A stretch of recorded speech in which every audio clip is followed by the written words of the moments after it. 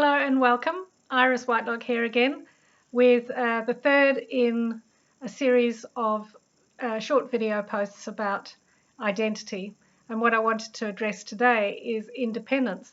Now, I don't know about you, but it was a strong thing in my upbringing that as a woman, as a girl, I needed to be independent. I needed to be able to earn my own living.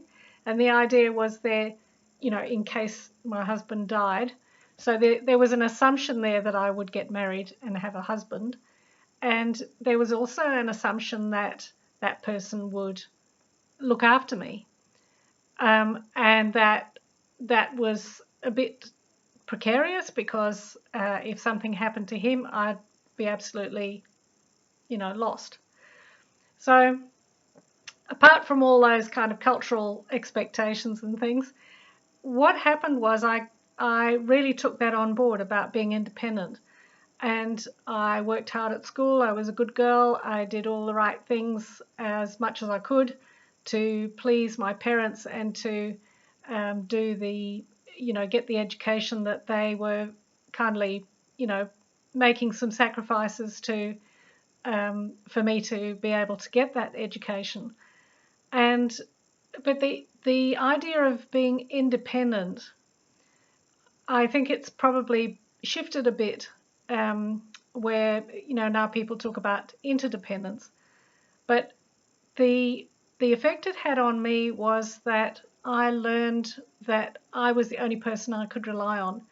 I couldn't accept help from others.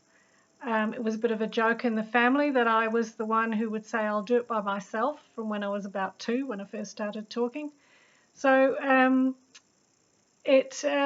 it became part of my identity, and it became an incredibly difficult thing to let go of, to learn how to let other people into my life in an intimate way, because I would go, have a relationship that looked okay on the outside, but I was still guarding myself because there was this sense of impending loss, abandonment.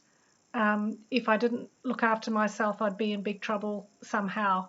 So I had to do a lot of work to unpack that, and I'm still working on it. It was a very deeply seated thing, but it has had an impact on everything. And I see how, with my own children, there are times when I'm asserting that independence as being an important thing for them too.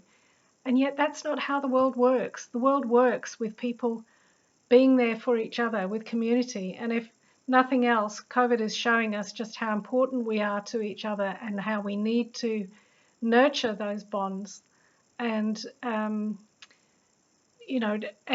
create that loving support for each other.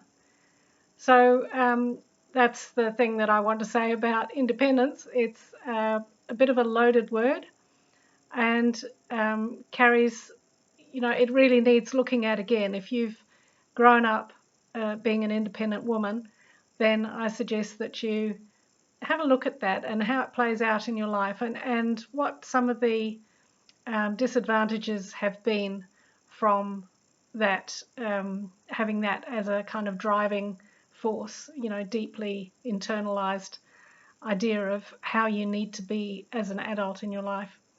So if you've got any ideas that come up, any reflections, please put them in the comments below. I'd love to hear how that's affected you. I know it's been a big thing in my life, and it's taken me many years to unpack that sort of thing and learn how to turn it around. So yeah, that's been an ongoing long-term journey. So I look forward to hearing from you. Thank you. Bye-bye.